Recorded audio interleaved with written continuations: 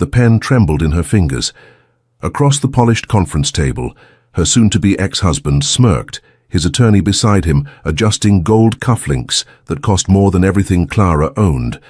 The fluorescent lights buzzed overhead in that Manhattan high-rise, casting a sickly glow on the divorce papers spread before her like a death sentence.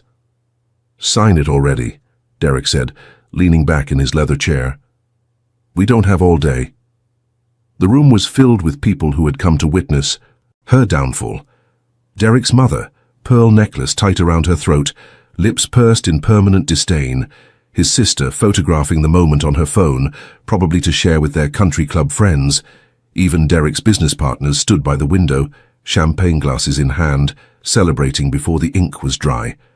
Clara's hand hovered over the signature line.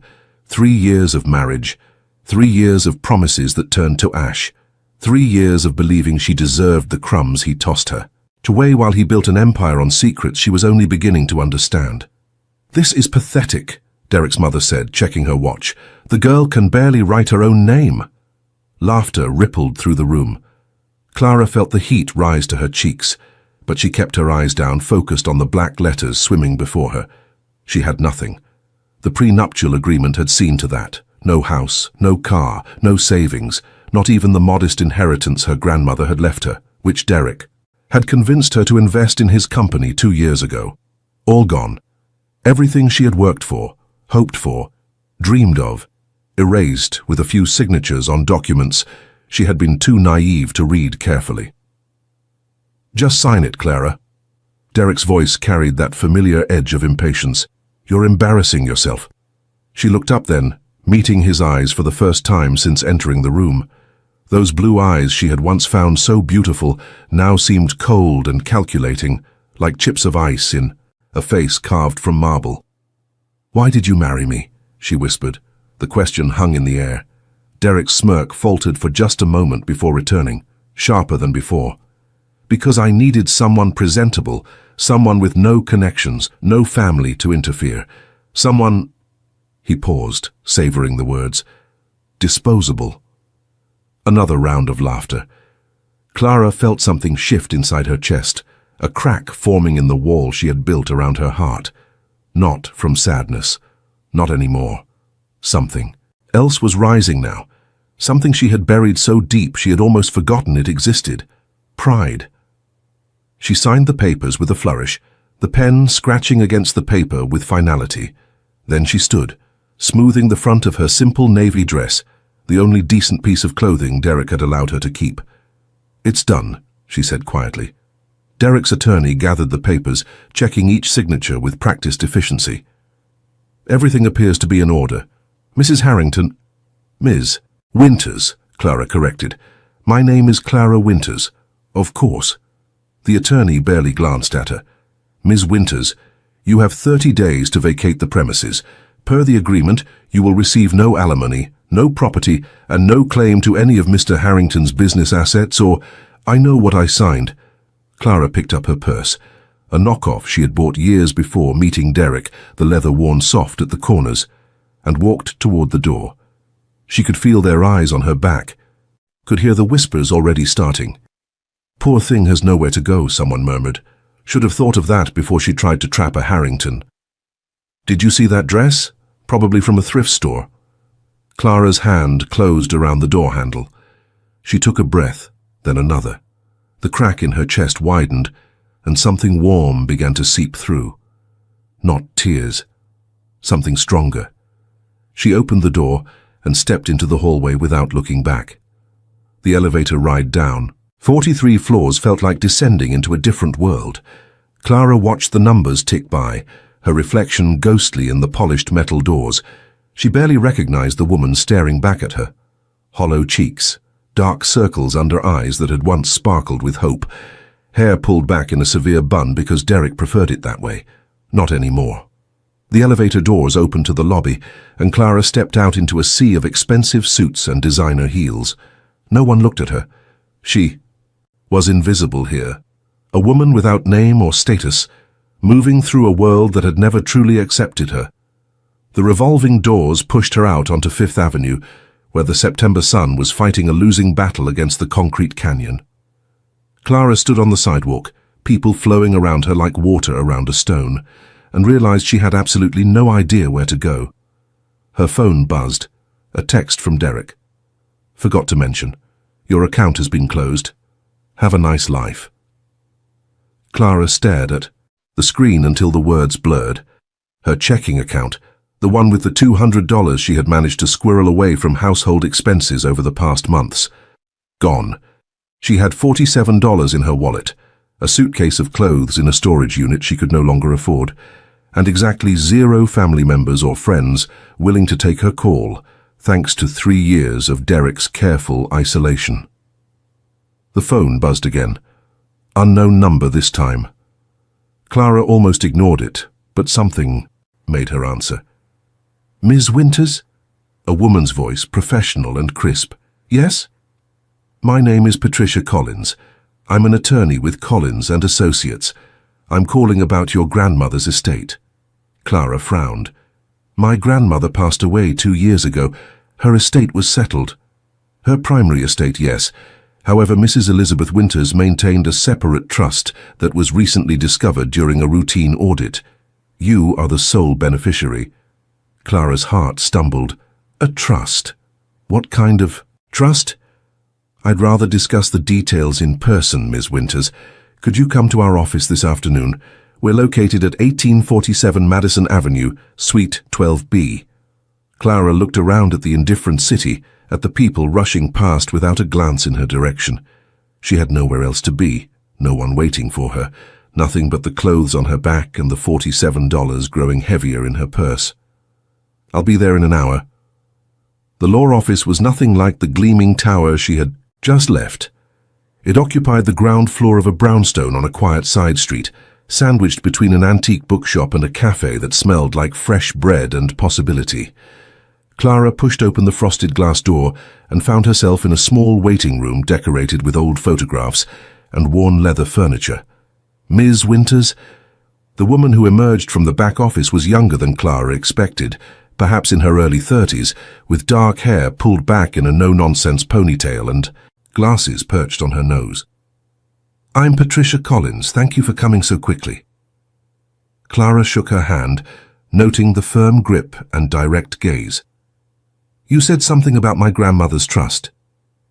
"Yes, please, come in." Patricia led her through a narrow hallway to a small office crammed with file boxes and legal texts. "Have a seat." Clara sank into the chair opposite the cluttered desk, her knees suddenly weak. Patricia pulled a thick file from a drawer and spread its contents across the surface. "Your grandmother, Elizabeth Winters, established this trust in 1987. It was designed to remain dormant until certain conditions were met." Patricia adjusted her glasses, scanning the documents. Specifically, the trust could only be accessed by a female descendant who had experienced, in Mrs. Winters' words, a significant loss of personal assets through no fault of her own. Clara's breath caught. She knew? "Your grandmother was a remarkable woman, Ms. Winters. She survived 2 difficult marriages and rebuilt her life twice. I believe she wanted to ensure that if you ever found yourself in similar circumstances, you would have resources to start over." "What kind of resources?" Patricia slid a single sheet of paper across the desk. Clara picked it up with trembling hands. The number at the bottom had too many zeros. "This can't be right," she whispered. "It's right." Patricia's voice softened. "Your grandmother owned several properties in Manhattan that she purchased decades ago. The trust has been accumulating rental income and investment returns for 37 years. After taxes and fees, the current value is approximately $4.2 million. Clara couldn't breathe. The paper shook in her hands, the numbers dancing before her eyes. "There's more," Patricia continued. "One of the properties in the trust is a penthouse apartment on Central Park West. It's been maintained but kept vacant per your grandmother's instructions. The keys and deed transfer papers are here whenever you're ready." Clara set the paper down carefully, afraid it might disappear if she gripped it too tightly. Why didn't I know about this? Why didn't anyone tell me? The trust was designed to remain completely confidential until the conditions were met. Your grandmother was very specific. She didn't want anyone, including potential husbands, to know about its existence.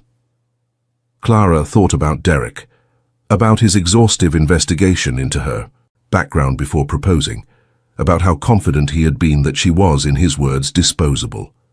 She was protecting me, Clara said softly. She was giving you a second chance. Patricia pulled out a set of keys and a leather folder. The penthouse is at 1082 Central Park West, Unit 47A. The doorman has been informed to expect you. The utilities are current, and the apartment is fully furnished. Clara took the keys, feeling their weight in her palm. Real, solid, undeniable. I don't know how to thank you, she managed.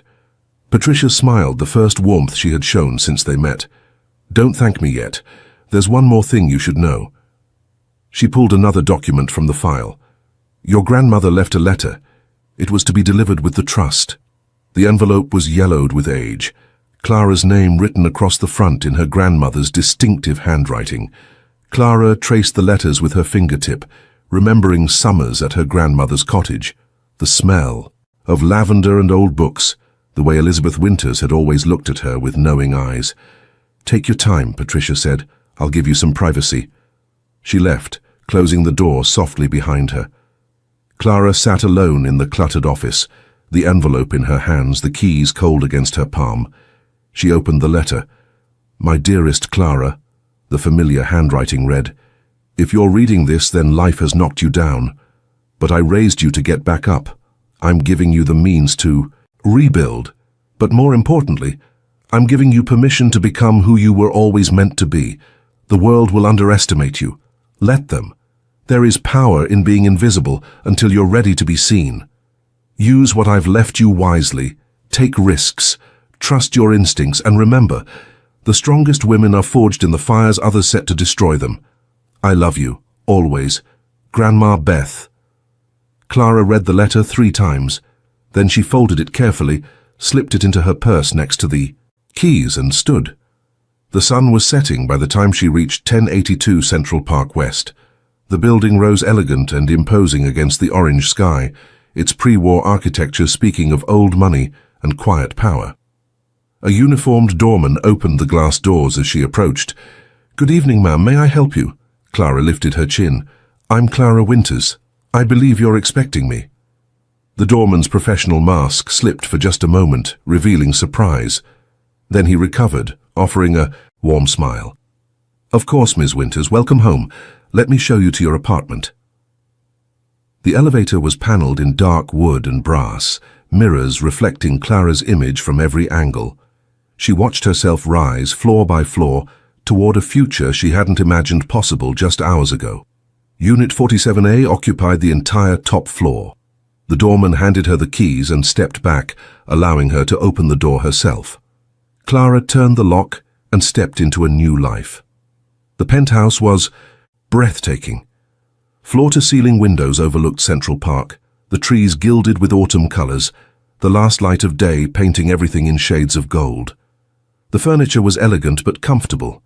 Velvet sofas in deep jewel tones, antique tables gleaming with polish, fresh flowers in crystal vases that someone had clearly arranged in anticipation of her arrival. Clara walked through the rooms in a daze. A chef's kitchen with marble countertops, a library lined with leather-bound books. 3 bedrooms, each larger than the entire apartment she had shared with Derek. And everywhere, small touches that spoke of her grandmother's taste. Watercolors of coastal scenes, porcelain figurines, a telescope pointed toward the stars. She found herself at the window, looking out over the park as the city lights began to flicker on. Somewhere out there, Derek was probably celebrating his freedom, convinced he had destroyed her. He had no idea. Clara pressed her palm against the cool glass. Thank you, Grandma, she whispered. I won't waste this. Her phone buzzed, another unknown number. Hello? Ms. Winters. This is Marcus Chen from Goldman Sachs. I manage the investment portfolio associated with your grandmother's trust. I understand you've been informed of your inheritance. Yes, just today. I'd like to schedule a meeting at your earliest convenience to review the holdings and discuss your financial goals going forward. Would tomorrow afternoon work? Clara thought of the $47 still in her wallet, now rendered almost comical in light of recent developments. Tomorrow would be perfect. She ended the call and turned back to the window. The park spread below her like a dark ocean, lights twinkling on the paths where runners and dog walkers moved through the gathering dusk. Today everyone had laughed as she signed those papers. They had celebrated her humiliation, toasted to her downfall. They had no idea that she had risen before she even left the Y room. Clara Winters was just getting started. The coffee shop on Madison Avenue was one of those places that served single-origin beans at prices that would have made the old Clara choke. But she wasn't the old Clara anymore. She was a woman who had woken up that morning in a penthouse overlooking Central Park, who had showered under a rainfall head in a marble bathroom, who had opened a closet full of clothes her grandmother had somehow known she would need, all in her size, all in styles that made her feel like a different person. She was a woman with $4 million and absolutely no idea what to do with them. "Ms. Winters?" Clara looked up from her untouched latte to find Marcus Chen approaching her table. He was younger than she expected, mid-30s perhaps, with the kind of clean-cut good looks that came from good genes and expensive grooming. He wore a navy suit that probably cost more than a used car and carried a leather briefcase that gleamed with newness. "Please, call me Clara." "Clara, then." He slid into the seat across from her, ordered an espresso from the hovering waitress, and pulled out a tablet. "Shall we dive in?" For the next hour, Clara learned more about finance than she had in her entire life. Marcus walked her through the portfolio with patience and clarity, explaining investments and property holdings and tax implications until her head swam with numbers. "The bottom line," he concluded, "is that you're in an extremely strong position. The trust was conservatively managed, which protected it during market downturns, but there's significant room for growth if you're willing to take calculated risks." "What kind of risks?" "Commercial real estate, emerging market funds, potentially angel investing in startups if something catches your interest." Marcus sipped his espresso. "Your grandmother's philosophy was preservation, but you're young. You have time to build." Clara thought about building, about creating something that was hers, not inherited or granted or approved by someone else. "What if I wanted to start a business?" Marcus raised an eyebrow. "What kind of business?" "I don't know yet." Clara stared into her coffee. "Something that matters. Something that helps people who are where I was yesterday. You'll need to be more specific for a business plan, but it's not a bad impulse." Marcus made a note on his tablet. "Many successful ventures start exactly there, from a personal experience that reveals a gap in the market." Clara nodded, but her mind was already racing ahead. Women like her. Women who had been trapped in marriages that drained their resources and their spirits. Women who signed papers they didn't understand because someone they trusted told them it was fine. Women who woke up one day with nothing, not because they were stupid or lazy, but because the system was designed to leave them that way. "I want to help them," she said softly. "Help who?" Clara looked up at Marcus, her eyes bright, with the first real purpose she had felt in years. "Women who have lost everything. I want to help them get it back." Marcus studied her for a long moment. Then he smiled, not the polished smile of a financial advisor, but something more genuine. "Now that," he said, "sounds like a business worth building." They parted an hour later with plans to meet again the following week. Clara walked up Madison Avenue in a daze, her mind buzzing with possibilities. A foundation, maybe, or a legal aid organization. Something that could provide resources and support to women navigating the aftermath of financial devastation. She was so lost in thought that she didn't notice the black car pulling up beside her until a window rolled down. "Ms. Winters." Clara stopped, heart suddenly pounding. The voice was male, deep and completely unfamiliar. She couldn't see past the tinted glass. "Who are you?" "Someone who knew your grandmother. She asked me to look after you." "My grandmother never mentioned there were many things Elizabeth kept private." The back door of the car swung open. "Please, I mean you no harm, but there are things you need to know." Clara stood frozen on the sidewalk. Every instinct screamed at her to run, but something else held her there. The memory of her grandmother's letter, the instruction to trust her instincts, and her instincts, strangely, were telling her to get in the car. She slid onto the leather seat and the door closed behind her. The interior was cool and dark, the windows blocking out the afternoon sun. Across from her sat a man in a charcoal suit, silver hair swept back from a face that could have been carved from stone. "Thank you for joining me," he said. "My name is Vincent Rossi. Your grandmother and I were business associates." "Business associates?" Clara kept her voice steady despite her racing heart. "What kind of business?" Vincent smiled, a thin expression that didn't reach his eyes. "The kind that requires discretion. Elizabeth was a remarkable woman. She had a gift for seeing opportunities where others saw obstacles. Is that why she had a secret trust? Opportunities?" "Partly."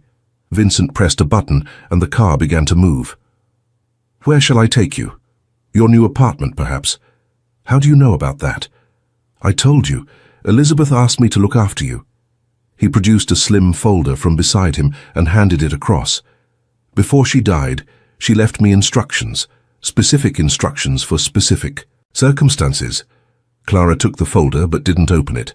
"What circumstances?" "The circumstances you find yourself in now, Ms. Winters. Divorced, alone, starting over with resources that certain people might find interesting." "Certain people?" Vincent's expression hardened almost imperceptibly. "Your former husband, Derek Harrington, is not merely a wealthy businessman. He has connections to individuals and organizations that operate outside the boundaries of legitimate commerce. Elizabeth knew this. It's why she was so careful to hide your inheritance." Clara felt ice slide down her spine. "Derek? What kind of connections?" "The kind that don't appreciate losing. The kind that view divorce settlements not as the end of a relationship, but as unfinished business."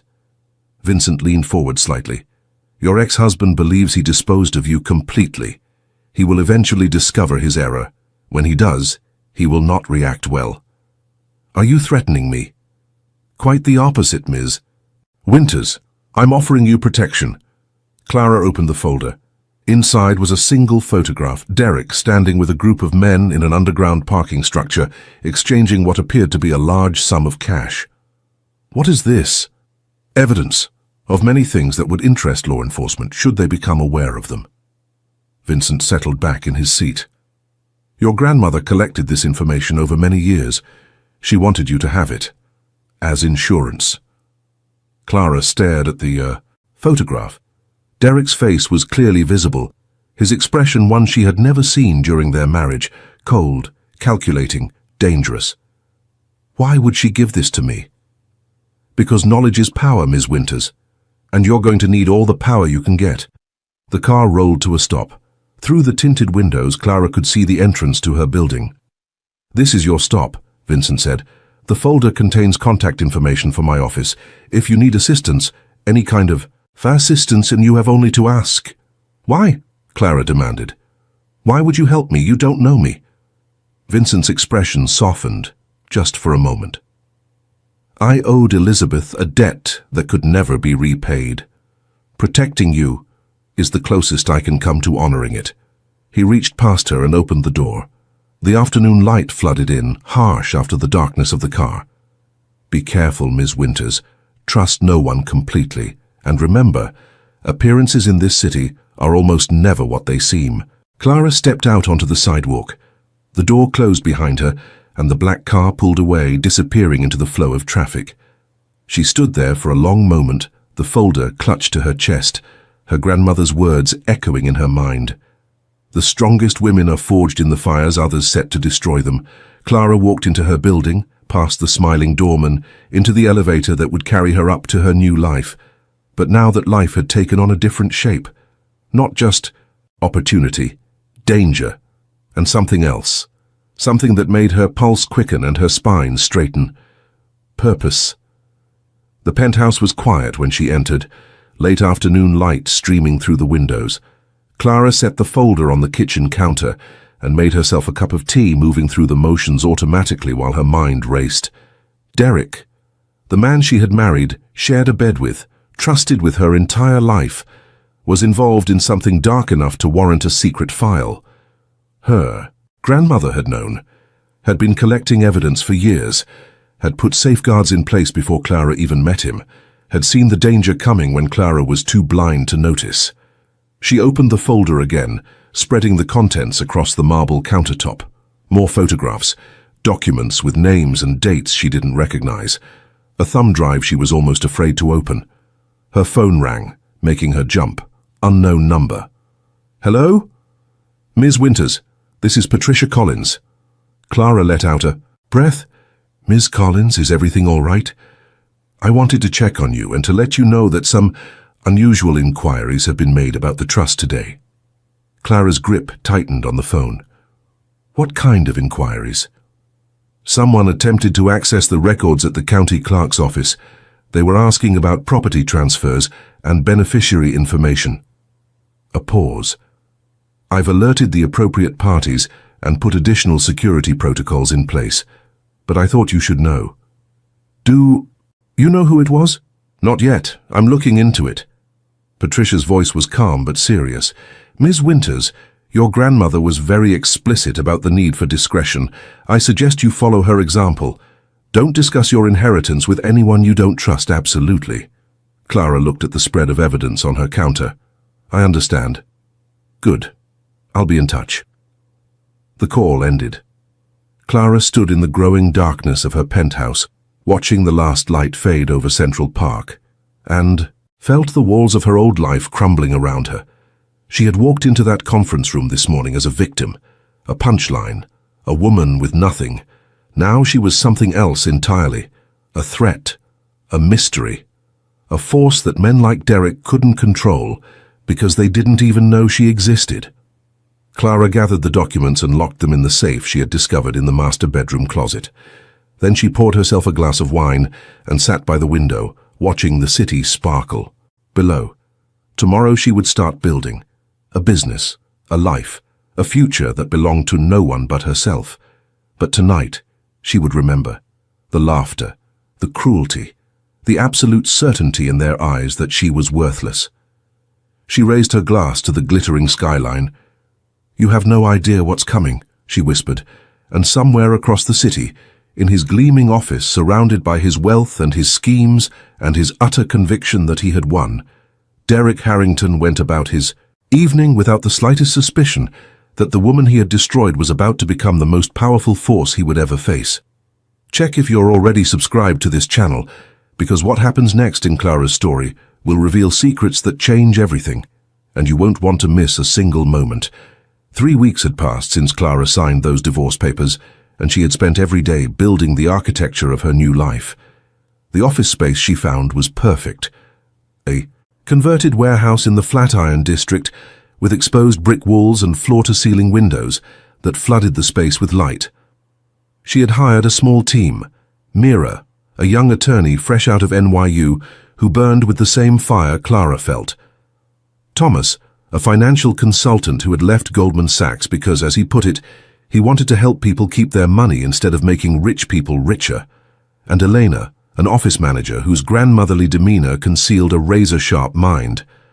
They called it the Phoenix Foundation, a resource center for women navigating financial devastation in the aftermath of divorce, designed to provide legal counsel, financial education, and emotional support. Clara had poured $500,000 into its creation, and every penny felt like a victory. "These are the applications for next month's grants," Mira said, setting a stack of folders on Clara's desk. 47 women. We can afford to help maybe 15. Clara flipped through the files, her heart aching with each story. A teacher who had lost her pension to a husband who claimed she had agreed to transfer it to his name. A small business owner whose partner had drained their joint accounts. A mother of 3 who had signed away her custody rights without realizing what the document said. "We need more funding," Clara said quietly. "We need a miracle," Mira replied. "The kind that doesn't come from grant applications." Clara was about to respond when Thomas appeared in her doorway, his face pale. "You need to see this," he said. He led her to his office where a news broadcast played on his computer screen. A reporter stood outside a federal courthouse, microphone in hand. Allegations of large-scale financial fraud involving several prominent Manhattan businessmen. Sources close to the investigation indicate that arrests are imminent. Clara watched as the camera panned to a group of men descending the courthouse steps. Her blood ran cold. One of them was Derek. "Turn it up," she whispered. Among those facing potential charges is Derek Harrington, CEO of Harrington Capital Management, whose firm has been linked to a network of suspicious transactions spanning multiple years. Federal investigators are reportedly working with witnesses who have come forward with evidence of... Clara's phone buzzed. She answered without thinking. "Ms. Winters." Vincent Rossi's voice was calm as ever. "I assume you've seen the news. What did you do?" "Nothing. This is entirely the work of federal investigators who received an anonymous tip several months ago." A pause. "Your grandmother's collection of evidence merely expedited the process." Clara sank into a chair, her mind reeling. She planned this? Before she died? Elizabeth believed in justice, Ms. Winters, even when justice required patience. Vincent's tone shifted, becoming sharper.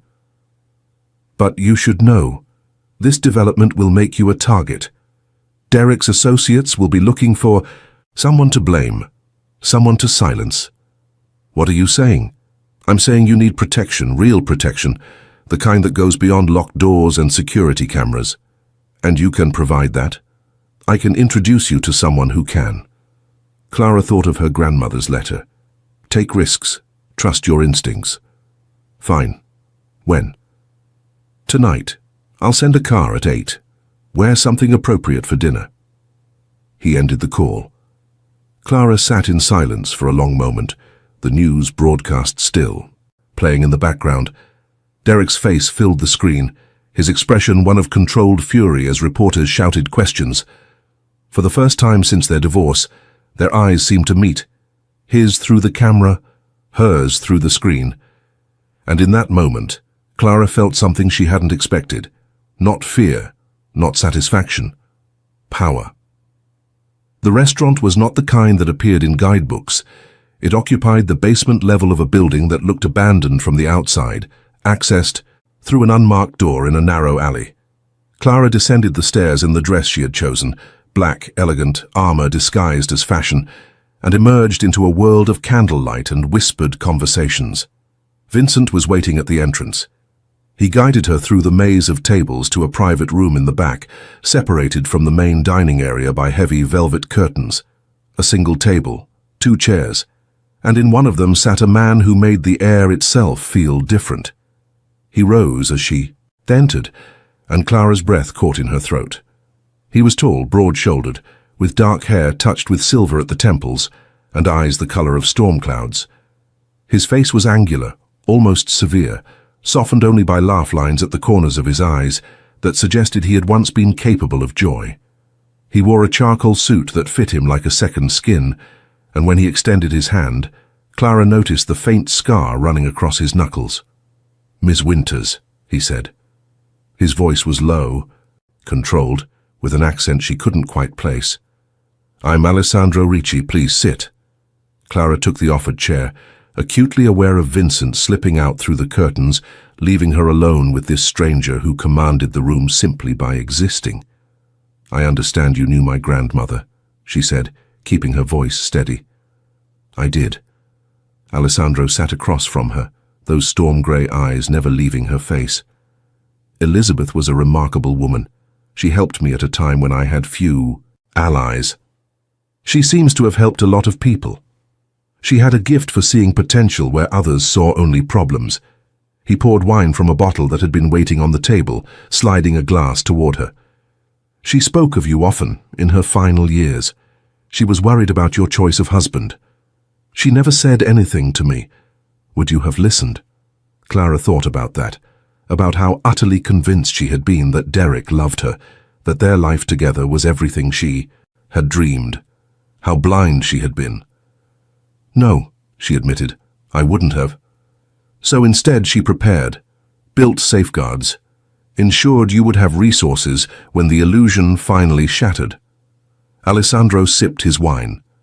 Your grandmother was a strategist, Ms. Winters. She played the long game. And what game are you playing, Mr. Ricci? For the first time, something flickered in those grey eyes. Surprise, perhaps, or amusement. I'm playing the same game I've always played, he said. Protecting. What matters? Building something that will outlast me. He set down his glass. And right now what matters is keeping you alive.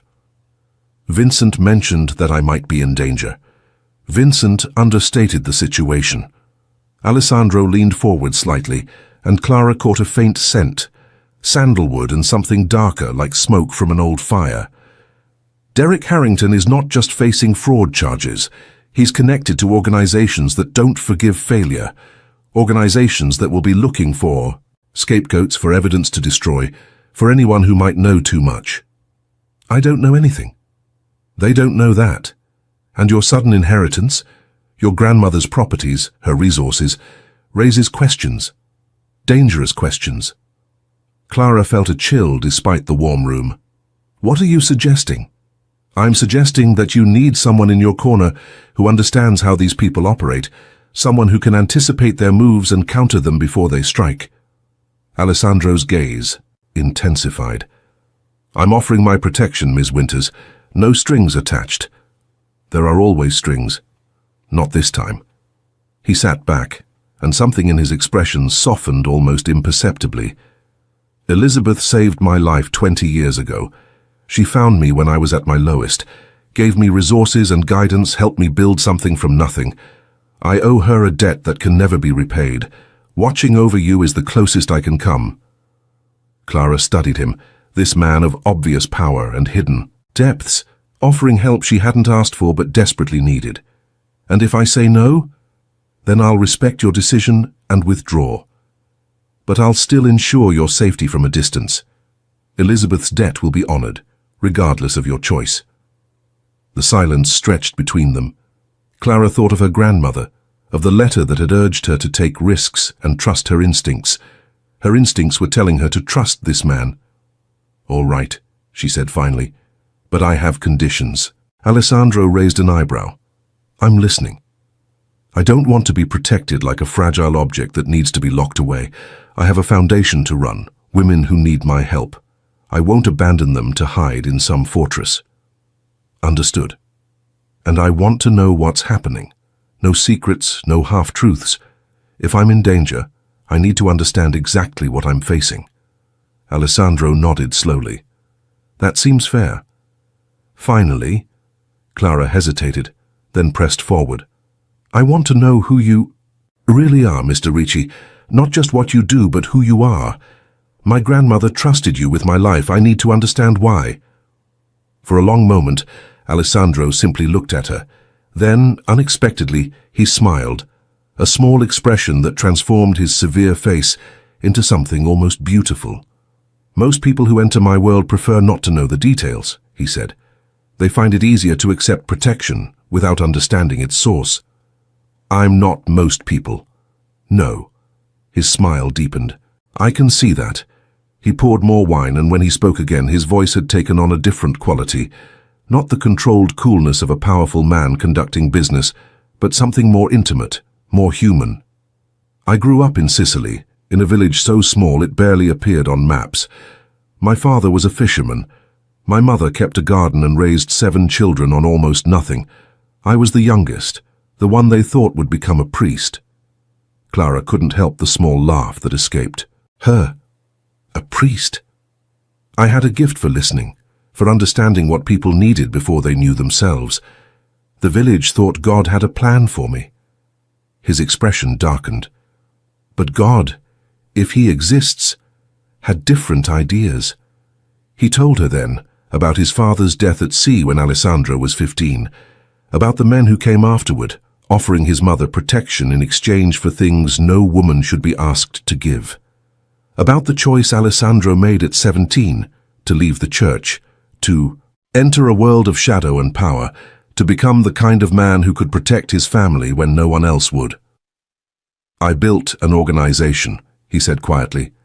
not based on fear or cruelty, but on loyalty, on the principle that true power comes from protecting those who cannot protect themselves. An organization, Clara repeated. I mean exactly what you're thinking, Ms. Winters. I won't insult your intelligence by pretending otherwise. His eyes met hers unflinchingly. I am not a good man by conventional standards. I have done things that would appall you, but I have also built schools in villages that had none, funded hospitals, protected women and children from men who would harm them. That doesn't excuse— No, it doesn't excuse anything. Alessandro's voice was soft but firm. I don't ask for absolution. I don't expect understanding. I only tell you this because you demanded honesty, and honesty is what you'll receive. Clara sat with his words, turning them over. In her mind, this man was everything she should fear, powerful, dangerous, admittedly criminal, and yet her grandmother had trusted him. Her grandmother, who had seen through Derek's facade from the beginning, had looked at Alessandro Ricci and found something worth saving. Why did she help you? Clara asked. All those years ago. What did she see? Alessandro was quiet for a moment. She saw a boy who had lost everything, trying to build something from the wreckage. She saw someone who could be shaped, who could become more than the circumstances that created him. He paused. She saw potential, just as she saw it in you. Clara felt something shift in her chest. Not quite trust, not yet, but the beginning of understanding. I should go, she said finally. It's getting late. Alessandro stood, extending his hand to help her rise. His palm was warm against hers, calloused in ways that spoke of work beyond the boardroom. I'll have someone drive you home, he said. And tomorrow I'll send someone to assess the security at your building and your office. No interference, no visible presence, just precautions. Clara nodded, suddenly exhausted by the weight of the day. Thank you, Mr. Ricci. Alessandro. His hand lingered on hers for just a moment longer. Please, call me Alessandro. She left the restaurant and stepped into the car waiting outside, her mind swimming with revelations and questions. This is the moment, isn't it? Right now, reading these words, feeling Clara's uncertainty and hope and fear, this is the moment that matters. If you're feeling what she's feeling, if you're holding your breath wondering what happens next, leave a comment right now. Write, I felt it too. Because there's something powerful about knowing you're not alone in this journey. Go ahead, write it, and then keep reading. Winter came to Manhattan with a vengeance. Snow blanketed Central Park, turning the trees into sculptures of white and silver. Clara watched from her penthouse window, a cup of coffee warming her hands, and marveled at how much had changed since that autumn afternoon when she had first arrived here. The Phoenix Foundation was thriving. They had helped over 200 women in the past 3 months, providing legal support, financial education, and emergency grants to those who needed them most. Clara had appeared on 3 podcasts and 2 morning shows, carefully sharing her story without revealing the darker elements that lurked beneath the surface. She had become, against all expectations, a voice, and all the while Alessandro Ricci's protection had been invisible but omnipresent. She had seen his people only in glimpses, a car that followed her taxi at a careful distance, a face she recognized from the restaurant appearing in crowds at her public events, subtle adjustments to her security systems that Thomas had noticed and quietly attributed to upgrades. They had spoken only twice since that dinner. Brief phone calls to exchange information about Derek's ongoing legal troubles and the investigation that seemed to grow more damaging by the day. Each conversation had left Clara feeling strangely unsettled, as though Alessandro's voice carried weight that words alone couldn't explain. Now, staring at the snow-covered park, she realized she wanted to see him again, not for protection or information or any practical reason. She simply wanted to see him. Her phone buzzed, almost as if summoned by her thoughts. Clara. Alessandro's voice was tighter than usual. We need to meet, today. What's wrong? Not over the phone. I'll send a car in an hour. The call ended. Clara stood frozen for a moment, her heart suddenly racing with a fear she couldn't name. An hour later, she found herself in a place she hadn't expected, a warehouse in Brooklyn that had been converted into what appeared to be a command center. Screens lined one wall, displaying feeds from cameras across the city. Men in dark suits moved with quiet efficiency between workstations. Alessandro met her at the door, his expression grim. "Derek's been released on bail," he said without preamble. His lawyers found a technical issue with the initial arrest warrant. Clara's blood ran cold. "Released? When?" "This morning. But that's not the worst of it." He led her to a private office, closing the door behind them. "His associates have been asking questions about you, about your inheritance, about the evidence that sparked the investigation. They think I had something to do with it. They know you did, or at least they suspect." Alessandro pulled a photograph from his pocket and handed it to her. "This was taken yesterday outside your foundation's office." Clara looked at the image, a man she didn't recognize standing across the street, clearly watching the building's entrance. "Who is he?" "His name is Victor Marchetti. He's what you might call a fixer. When problems need to disappear, he's the one who makes it happen. And I'm a problem. You're a loose end." Alessandro's voice softened. "Derek and his associates can't risk what you might know, what evidence you might possess. They're going to make a move, Clara. Soon." She sank into a chair, her mind racing. "What do I do?" Alessandro knelt before her, taking her hands in his. The gesture was unexpectedly tender, and Clara felt something catch in her chest. "You trust me," he said quietly. "You let me handle this." "How?" "By staying close, very close." His thumbs traced circles on her palms. "I have a property outside the city, a secure estate. You'll stay there until this is resolved. I can't abandon the foundation. The women who depend on me will be better served by you alive than dead." His grip tightened. "This is not negotiable, Clara. These men don't play games. They don't issue warnings. They simply act, and by the time you realize the danger, it's too late." Clara looked into his storm-gray eyes and saw something she hadn't expected, and fear, not for himself but for her. "How long?" "A few weeks, maybe a month. Long enough for me to remove the threat permanently." "What does that mean? Remove permanently?" Alessandro's expression hardened.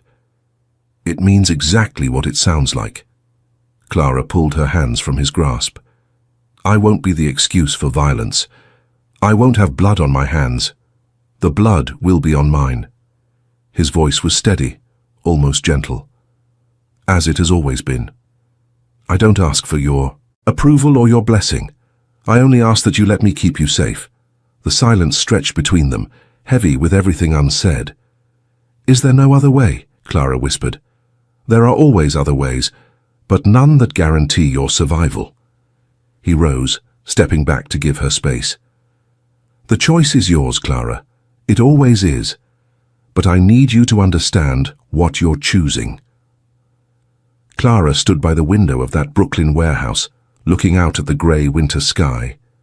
She thought of her grandmother, who had survived 2 terrible marriages, of the women at her foundation who had lost everything and fought to rebuild, of the person she was becoming, not a victim, not a punchline, but someone who could make a difference. She thought of Alessandro, this man of shadow and power who looked at her with something that might have been hope. "1 month," she said finally, "and I want to be kept informed of everything. No secrets." "Agreed. And when this is over, I want to talk, really talk, about what happens next." Alessandro's expression shifted, surprise flickering across those severe features. "When this is over," he said slowly, "I would like that very much." The estate was everything Alessandro had promised, a fortress disguised as a country home, set on 50 acres of woodland an hour north of the city. Stone walls, iron gates, security systems that would have impressed military installations. And yet inside it was warm and welcoming, filled with art and books, and the smell of something delicious cooking in the kitchen. "It's beautiful," Clara said, surprised despite herself. "It was my mother's dream," Alessandro replied, carrying her single suitcase toward the main house. A place where safety didn't require ugliness. She never saw it finished. She died the year before construction was complete, but I tried to honor what she wanted. Clara noticed the photographs as they walked through the entrance hall. A woman with kind eyes and silver-streaked hair, children playing on a rocky beach, an old man mending fishing nets. Your family. What's left of them, in memory. Alessandro set down her suitcase. The living ones are scattered, some in Italy, some elsewhere, but they're provided for, protected. Even now, with everything happening? Especially now. He met her eyes. That's what protection means, Clara. It doesn't waver when circumstances change. It endures. She found herself believing him. Against every instinct, every voice of caution in her head, she believed this man who had admitted to terrible things and offered no excuse for them. Maybe that was why she trusted him, because he didn't pretend to be something he wasn't. The first week passed slowly. Clara established a routine, morning walks on the grounds accompanied by a quiet guard named Paolo, who never spoke but always seemed to know exactly where she wanted to go. Afternoons spent on video calls with her foundation team, managing operations from a distance. Evenings by the fire in the library, reading books from shelves that stretched to the ceiling. Alessandro appeared unpredictably, arriving late at night or early in the morning, staying for hours, or vanishing within minutes. He would find her in the library, or the kitchen, or the garden, and they would talk about her foundation, his childhood, the state of the world, the books they loved. She learned that he spoke 4 languages fluently and could read 3 more, that he had once wanted to be an architect, that his favorite food was his mother's recipe for pasta with sardines, which he had tried and failed to replicate for 20 years. He learned about her summers with her grandmother, her failed attempts at law school, the way she had slowly lost herself during her marriage until she barely recognized her own reflection. "He dimmed you," Alessandro said one evening, refilling her wine glass. "That's what men like Derek do. They find bright things and make them smaller because small things are easier to control." "I let him," Clara admitted. "That's what I can't forgive myself for." "You survived. You rebuilt. You became something stronger." His hand brushed hers as he set down the bottle. "That's not weakness, Clara. That's the opposite of weakness." She looked at him, this man of power and darkness who spoke of strength with such certainty, and felt something shift in her chest. "Alessandro." The sound of his name on her lips seemed to affect him. His expression changed, walls dropping for just a moment to reveal something raw and vulnerable beneath. "Don't," he said softly. "Don't start something I can't finish. Not until you're safe." "And after." He was silent for a long moment. Then he raised his hand, brushing a strand of hair from her face with a tenderness that made her breath catch. "After," he said, "I will tell you everything you want to know, show you everything I am. And then you can decide if this is something you want." "What if I've already decided?" His smile was sad and beautiful. "Then you decided too quickly. You deserve to know all of me before you choose, the good and the bad, the blood and the beauty." He pulled his hand back. "I won't let you make that choice while you're afraid. It wouldn't be fair." Clara wanted to argue, to insist that she wasn't choosing from fear. But something in his eyes stopped her. A wisdom born of hard experience, of watching people make decisions they later regretted. "All right," she said, "finally." "After." Alessandro nodded, and something in the air between them settled into patience, into promise. They had time. They would wait. The call came on a Tuesday morning, 3 weeks into Clara's stay at the estate. Alessandro found her in the library, where she had been reading by the fire. His expression was carefully controlled, but she had learned to read him by now, the slight tension in his jaw, the darkness in his eyes. "It's done," he said. Clara set down her book. "What's done?" "Victor Marchetti has been removed from the equation, so have 2 of Derek's closest associates." He sat across from her, his movements weary in a way she had never seen. "They won't be troubling you again. Removed." Clara's voice was steady, despite the tremor running through her body. "You mean, I mean they're no longer a threat. The specifics don't matter. They matter to me." Alessandro was quiet for a long moment. Then he reached into his pocket and pulled out a newspaper, clipping, setting it on the table between them. The headline read, "3 arrested in federal corruption probe facing life sentences." Clara picked up the clipping, scanning the article. Victor Marchetti, 2 other names she vaguely recognized from Alessandro's briefings, all arrested, all facing charges that would keep them behind bars for decades. "You didn't—" She looked up at him. "They're alive. They're in federal custody, having been presented with evidence so comprehensive that their lawyers have already begun negotiating plea deals." Alessandro's expression was unreadable. "Did you think I would simply have them killed?" "I didn't know what to think." "Then let me be clear." He leaned forward, his eyes holding hers. "I have done terrible things in my life, Clara, things that would horrify you. But I learned long ago that death creates martyrs, while imprisonment creates examples, and examples are far more useful." Clara felt tears prick at her eyes, not from fear or relief, but from something else, a recognition that this man, despite everything, had listened to her, had found a way to protect her that didn't require the violence she had dreaded. "Thank you," she whispered. "Don't thank me yet." He sat back, his posture rigid. Derek himself remains a problem.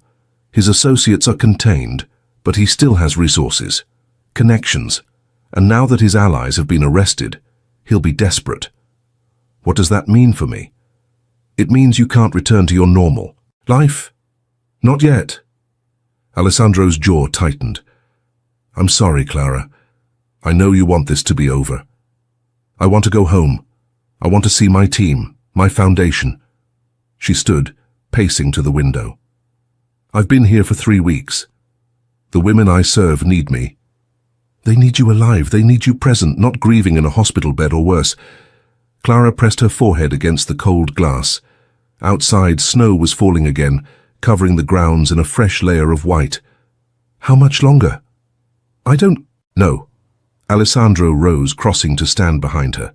His presence was warm and solid at her back. "But I promise you, I'm doing everything possible to end this, to give you your life back." "And what about your life?" She turned to face him, finding him closer than expected. "What happens to you when this is over?" His expression softened. "That depends on you." "Stop saying that. Stop making everything contingent on my choices. Because your choices are the only ones that matter to me." His hand came up, cupping her face with a gentleness that made her ache. "I've lived my life for 60 years making decisions that affected thousands of people. But right now, in this moment, there is only one person whose opinion I care about. And she's standing in front of me."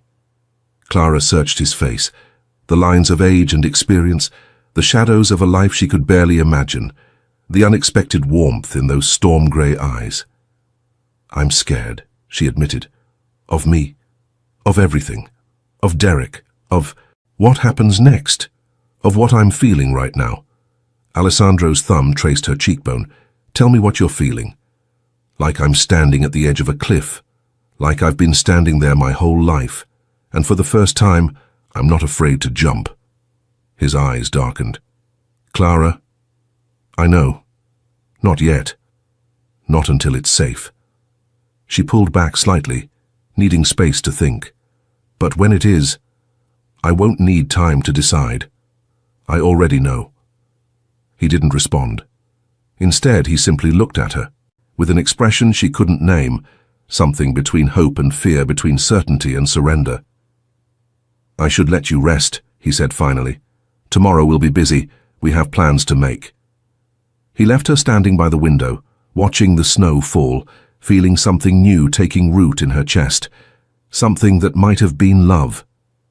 The breakthrough came a week later, in a way no one expected. Clara was in the kitchen, attempting to recreate Alessandro's mother's pasta recipe with the help of the estate's cook when her phone rang. Patricia Collins. "Ms. Winters," the attorney's voice was tight with barely contained excitement. "I have news. Big news." Clara wiped flour from her hands. "What kind of news?" "Do you remember the suspicious inquiries about your grandmother's trust, the ones we couldn't trace?" "Of course. We found the source. It was Derek's attorney. He was conducting illegal searches, trying to find evidence that could be used against you." A pause. "But in doing so, he accidentally uncovered something else. Something that changes everything." Clara's heart began to pound. "What?" "The prenuptial agreement you signed. The one that stripped you of everything. It was fraudulent. The signatures were forged, the witnesses were paid off, and the document was backdated to make it appear legitimate." Clara sank into a chair. "What does that mean?" "It means the divorce settlement is invalid. It means you're entitled to half of everything Derek owns.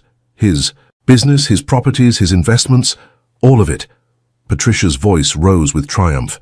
"And it means Derek Harrington is facing fraud charges on top of everything else. His lawyers have already been contacted. By tomorrow, this will be public." Clara couldn't speak. The world seemed to tilt beneath her, everything she had accepted as reality shifting into something new. "Ms. Winters, are you there?" "I'm here." Clara's voice came out as a whisper. I need a moment." She ended the call and sat in the quiet kitchen, the scent of garlic and olive oil filling the air, the pasta forgotten on the counter. Half of everything. She didn't want his money, didn't want anything that reminded her of those 3 years of diminishment. But the idea that he had stolen from her, that even the prenuptial agreement had been a lie, sparked something hot and righteous in her chest. Not just anger, something stronger. Justice. When Alessandro found her an hour later, she was still in the kitchen, but the pasta was finished, and 2 plates sat steaming on the counter. "I heard about the call," he said carefully. "Patricia contacted me as well." Clara looked up at him, and something in her expression made him stop in his tracks. "I want it," she said. "All of it. Everything he stole, everything he owes. I want to take it and use it to burn down every lie he ever told." Alessandro's eyes widened slightly. Then, slowly, he smiled, a real smile, one that transformed his entire face. "There she is," he said softly. "Who?" "The woman your grandmother saw, the one she was preparing you to become." He crossed to her, taking her hands in his. "What do you want to do, Clara? Tell me, and I'll help you make it happen." Clara felt the fire burning in her chest, the clarity of purpose she had been missing for so long. "I want to go public. Tomorrow, when the news breaks, I want to be there. Not hiding, not afraid. I want Derek to see my face when everything he built comes crashing down. That's dangerous. I know. He could have people watching, waiting." "I know." Alessandro studied her for a long moment. Then he nodded slowly. "Then we'll be ready for them." The press conference was scheduled for noon at the offices of the Phoenix Foundation. Clara had insisted. This was her ground, her territory, the thing she had built from nothing. If she was going to face Derek and the world, she would do it surrounded by the women she had helped, the work she had created, the proof that she had turned her devastation into something beautiful. The room was packed. Reporters, cameras, microphones, all pointed at the podium where Clara stood, wearing a red dress that had arrived that morning with no note, but with a single pressed rose tucked into the tissue paper. She knew who had sent it. "Thank you all for coming," she began, her voice steady. "I know there have been many questions about the recent developments in Derek Harrington's legal situation. I'm here to answer them." She told her story, not all of it. Some things were still too dangerous, too complicated, but enough. The fraudulent prenuptial, the systematic stripping of her resources, the morning she had signed those divorce papers while everyone laughed, believing they had won. "But they were wrong," Clara said, her voice rising. "They underestimated me. They underestimated the women like me who have been told we're worthless, disposable, nothing. They didn't understand that when you take everything from someone, you don't destroy them, you free them. The room was silent, hanging on her every word. The Phoenix Foundation exists because I survived, because other women survived, and because we refused to let survival be the end of our story. She lifted her chin, finding the camera that would broadcast her words to millions. To anyone watching who feels trapped, diminished, invisible, you are seen, you are valued, and you are stronger than you know. Rise from the ashes. Become something new. The world is waiting for you. The applause started slowly, then built to a thunderous roar. Reporters shouted questions, cameras flashed, and for a moment, Clara let herself simply feel it. The power of her own voice, the weight of her own truth. Then her eyes found a figure at the back of the room. Alessandro stood in the shadows, watching her with an expression that made her heart skip. Pride. After the press conference, after the interviews and the handshakes and the overwhelming flood of support, Clara found herself on the roof of her building, watching the sun set over the city. She heard him approach before she saw him. That quiet footfall she had come to recognize. That presence that made the air itself feel different. "You were magnificent," Alessandro said, coming to stand beside her. I was terrified. Magnificently terrified then. He produced a small box from his pocket. "I have something for you." Clara took the box, opening it to find a simple gold necklace with a tiny phoenix pendant, wings spread in flight. "It belonged to my mother," Alessandro said quietly. "She wore it every day until she died. She said it reminded her that no matter how bad things got, there was always a chance to begin again." Clara felt tears prick her eyes. "I can't accept this. It's too precious." "It's exactly as precious as the person I'm giving it to." He took the necklace, moving behind her to fasten it around her neck. His fingers brushed her skin, warm and gentle. "Is it over now, the danger?" "Derek is in custody. His remaining allies have scattered or been arrested. The threat is—" He paused. "As contained as it can be." Clara turned to face him. "Then there's nothing stopping us anymore." Alessandro's expression was a mixture of hope and caution. "Clara, I need you to be sure. I need you to understand what you're choosing. My life is not simple. It never will be. I know. I have enemies, obligations, a past that will never fully release me. I know. I can't promise you safety, only that I will do everything in my power to protect you." Clara reached up, touching his face. Those storm-grey eyes that had seen so much, that severe mouth that had spoken such tender words. "I'm not asking for promises," she said. "I'm asking for you, all of you, the good and the bad, the blood and the beauty." She smiled, echoing his words from weeks ago. "I've already decided, Alessandro. I decided weeks ago. I was just waiting for you to catch up." Something broke in his expression then, the last wall, the final defense. He pulled her into his arms, holding her so tightly she could barely breathe. "I love you," he whispered against her hair. "God help me. I love you, Clara." "I love you too." They stood there as the sun sank below the skyline, as the city lights began to flicker on, as the world continued its spinning regardless of the two people who had found each other against all odds. It wasn't a fairy tale. There would be challenges ahead, complications they couldn't predict, a world that might never fully understand their choices. But standing in his arms, watching the city she had reclaimed spread out before her, Clara Winters knew one thing with absolute certainty. She had risen from the ashes, and she would never be burned again. 6 months later, the autumn had returned to Manhattan, painting Central Park in shades of gold and crimson. Clara stood at the window of her penthouse, their penthouse now, though Alessandro still maintained the estate for weekends and emergencies, watching the morning light filter through the trees. So much had changed.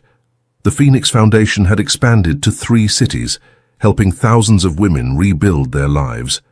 The settlement from Derek's case had funded a new legal aid clinic specifically for divorce victims, staffed by attorneys who worked on sliding-scale fees. Clara had been featured on magazine covers, given keynote speeches, become the face of a movement she had never intended to start, and Derek himself was in federal prison, serving 15 years for fraud, conspiracy, and a host of other charges that had emerged once investigators started digging. His empire had crumbled, his allies had scattered, and his name had become synonymous with everything Clara's foundation fought against. Sometimes she thought about him, about the man she had married, the life she had believed in. It felt like another lifetime, another person.